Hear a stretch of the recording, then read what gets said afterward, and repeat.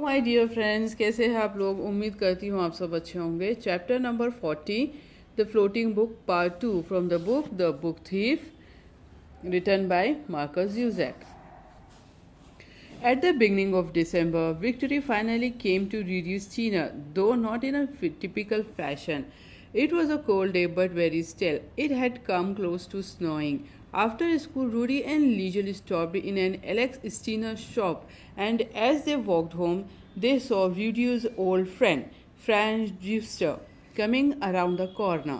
Liesel, as was her habit these days, was carrying the whistler. She liked to feel it in her hand, either the smooth spine or the rough edges of paper. It was she who saw him first. Look, she pointed. Deutscher was loping towards them with another Hitler Youth leader. Rudy shrank into himself. He felt at his mending eye. Not this time, he searched the streets. If we go past the church, we can follow the river and cut back that way. With no further words, Liesel followed him, and they successfully avoided Rudy's tormentor straight into the path of another.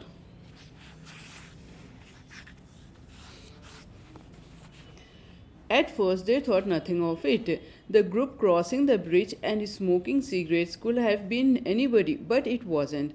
It was too late to turn round when the two parties recognized each other. Oh no, they have seen us. Victor Chemel smiled. He spoke very amiably. This could only mean that he was at his most dangerous. Well, if it isn't Rudius Senior and his little war. Very smoothly he met them and snatched the whistler from Leisure's grip. What are we reading? This is between us. Rudy tried to reason with him. It has nothing to do with her. Come on, give it back. The whistler, he addressed Liesel now. Any good? She cleared her throat. Not bad. Unfortunately, she gave herself away in the eyes. They are agitated. She knew the exact moment when Victor Chemel established that the book was a prized possession. I will tell you what he said. For 50 mark, you can have it back. 50 mark? That was Andy Smilik scheming.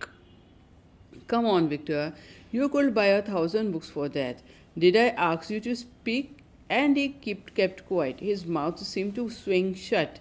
Liesel tried a poker face. You can keep it then. I have already read it. What happens at the end, damn it? She hadn't got that far yet. She hesitated, and Victor Chemel deciphered it instantly. Rudy rushed at him now. Come on, Victor, don't do this to her. It's me you are after. I will do anything you want. The older boy only swatted him away. The book held aloft, and he corrected him. No, he said, I will do nothing I want, and he proceeded to the river. Everyone followed at catch up speed, half walk, half run. Some protested, some urged him on. It was so quick and relaxed. There was a question and a mocking friendly voice. Tell me, Victor said, who was the last Olympic discus champion in Berlin? He turned to face them. He warmed up his arm. Who was it? God damn it. It's on the tip of my tongue. It was that American, wasn't it? Carpenter or something? Rudy, please. The water toppled. Victor Chemel did the spin. The book was released gloriously from his hand. It opened and flapped. The pages rattling at it covered ground in the air more abruptly than expected. It stopped and appeared to be sucked towards the water.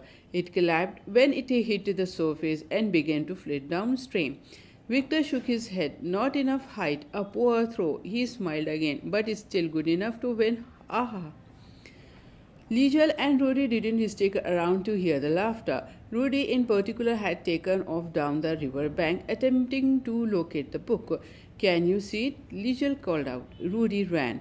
He continued down the water's edge, showing her the book's location. Over there, he stopped and pointed and ran further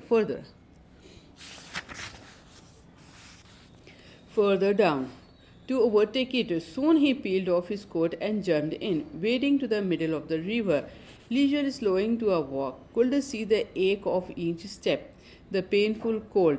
When she was close enough, she saw it move past him, but he soon caught up.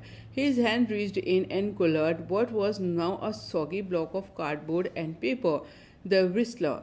The boy called out. It was the only book floating down the Amber River that day, but he still felt the need to announce it. Another note of interest is that Rudy did not attempt to leave the devastatingly cold water as soon as he held the book in his hand. For a good minute or two or so he stayed. He never did explain it to Liesel, but I think she knew very well that the reasons were twofold. The frozen motives of Rudy's Tina. After months of failure, this moment was his only chance to reveal in some victory.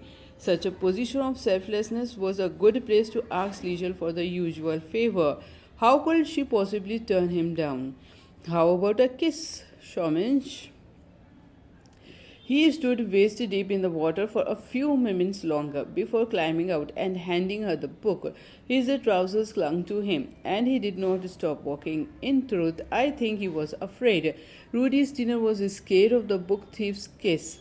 He must have longed for it so much. He must have loved her so incredibly hard, so that he would never ask for her lips again and would go to his grave without them. यहाँ पे हमारा part 5 finish होता है.